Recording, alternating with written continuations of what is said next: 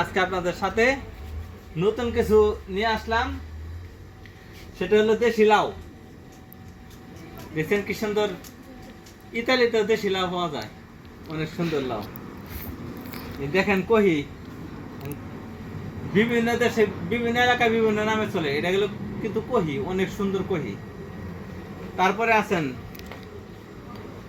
বটবড়ি, কি সুন্দর দেখছেন, এগুলা বাংলাদেশ থেকে আছে এবং এখানেও চাষ হয়। এটা হলো বটবড়ি। তারপরে নিয়ে আসলাম, এটা বলে জুক্কিনা, ইতালিয়ান ভাষা জুক্কিনা, বাংলা কি বলে এটা আমি এখনো বলতে পারি না, সরি এর জন্য।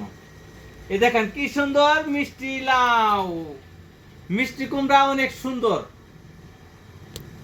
মাত্র 200 টাকা কেজি বাংলাদেশে, 200 টাকা, এখানে 2 ইউরো, 2 ইউরো বাংলাদেশে 260 টাকা পড়তেছে। এই দেখেন কি সুন্দর লাল শাক, মনে এখনই খেয়ে ফেলি, অনেক সুন্দর শাক। ইতালি তো এমন কোনো কিছু নাই না, আছে দেখেন পেঁপে, অনেক সুন্দর পেঁপে, অনেক সুন্দর দেখতে, কিরকম লাগছে, সেই লাগতেছে, মনে এখনই রান্না করে খেয়ে ফেলি। দেখেন কি সুন্দর পুঁই শাক, অনেক সুন্দর পুঁই শাক, অনেক লম্বা হয়, ও সেই রকম শাক পুঁই শাক, তো মাছের রান্নাগুলো অনেক টেস্ট হবে। এই দেখেন অনেক সুন্দর মূলা, বড় মূলা আছে, ছোট মূলা আছে, সেরকম সেরকম মূলা অনেক। ইতালিতে এমন কোনো জিনিস নেই বাংলাদেশে না পাওয়া যায়। আপনি দেখবেন এবং শেয়ার করবেন, অনেক কিছু আছে। এই যে